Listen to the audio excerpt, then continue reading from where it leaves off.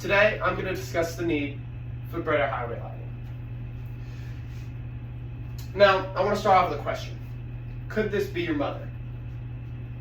Now, I'm not talking about your actual mother. This probably isn't any of your mothers. But could the emotions that are going on in this picture be your mother? Now, I'm going to explain, why this picture falls into my topic. Today, I'm going to explain it with a story.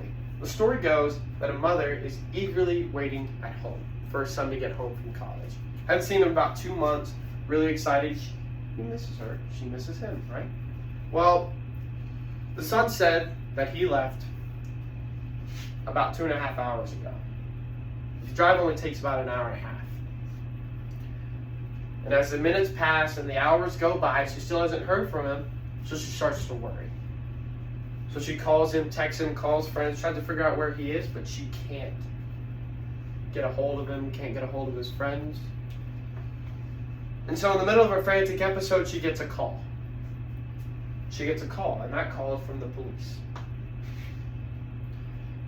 And the police inform her that her son has tragically died in a car accident earlier that night. And now that mom's life has changed forever. Now, what may be a small issue to you is a large issue to that family. But that smaller issue is part of a bigger issue that the Bryan College Station area highways need better lighting. And that's what I'm going to discuss today.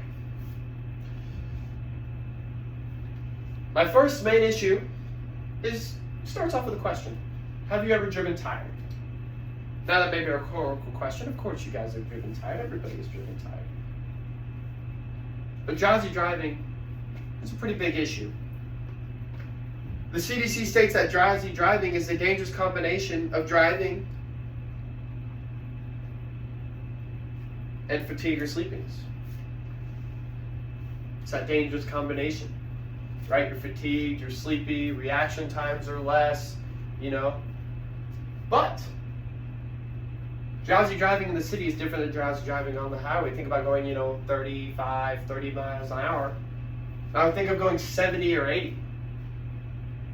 You're going to have a lot less reaction time. You're going faster. Fatal accidents are going to be a lot more dangerous.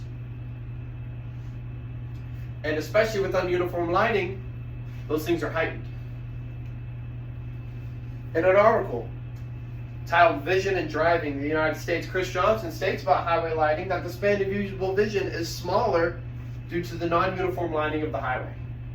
He also states that accidents are more than twice as frequent at night. When you're driving the same speed, dimly lit road conditions, maybe not even lit at all, constant changing road conditions, road incursions, other cars, you can see how this can lead to fatal issues. The next topic I want to talk about is headlights. And not just headlights, high beams. How dangerous are high beams? They can't be that dangerous, right? They're put in the car for a reason, but chances are that they are pretty dangerous. And if you didn't know, it's illegal to have the misuse of high beams. You can get thrown in jail, you can get fined. It's actually illegal. And if you've ever, been driving and you felt the stinging pain of the high beams, you can see how dangerous they can really be. To back my point up, I found an article by Adam S. Cutler, injury attorneys, that states that a driver may not be able to stay in their lane or react to changing conditions on the road because of the bright headlights from another driver. High beams can cause a distraction, a loss of vision, once again, less reaction times. You can miss road signs, can't really stay in your own lane. You can miss turns, changing road conditions. You can also miss other cars. And think about just what one set of high beams can do to you. But think about the hundreds that you may go through in an hour driving down the road at night. Now, all of these are large issues, but there is a solution. There is a solution to the problem. Add highway lighting. Highway lighting is vital to the vision and the less impairedness driving of us people. A pole every 250 feet can adequately and uniformly light a highway and reduce, loss of vision. unpredictable road changes, right? You can see other cars, you can see road signs, road lanes, stay in your lone lane, reduce the use of high beams. That can lead to less fatal accidents. But you may be begging the question, how does this pertain to me? I rarely drive at night. I don't really go to the highways. Well, your family does. And sometime you will as well. And especially this weekend or next weekend. You guys are going home to see your families, Thanksgiving, right? Your families are coming to you. You may be going to them, right? And some of you may be driving at night in the morning or during the day, right? But as you're driving home, I want you to think about this. I want you to think about how you don't see many lights on the highways. You don't, especially as you're driving at night, you have to use your high beams. You see other people using their high beams, right? These are all day-to-day scenarios that happen every day. I want you to think about that. And I also want you to think about what you can do to change it.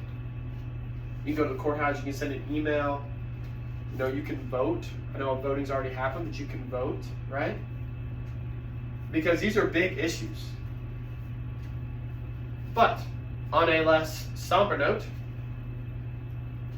happy Thanksgiving, guys. It's Thanksgiving weekend. It's coming up. But even with the joy of this holiday season, I also want you to think about these road issues and how you can fix them. Because Thanksgiving is a busy time and a lot of people are traveling. And a lot of accidents and fatal accidents can happen because of these issues that I brought up today. So change. Find a way to make a difference. Because it could save somebody else's life and it could also save yours. Thank you.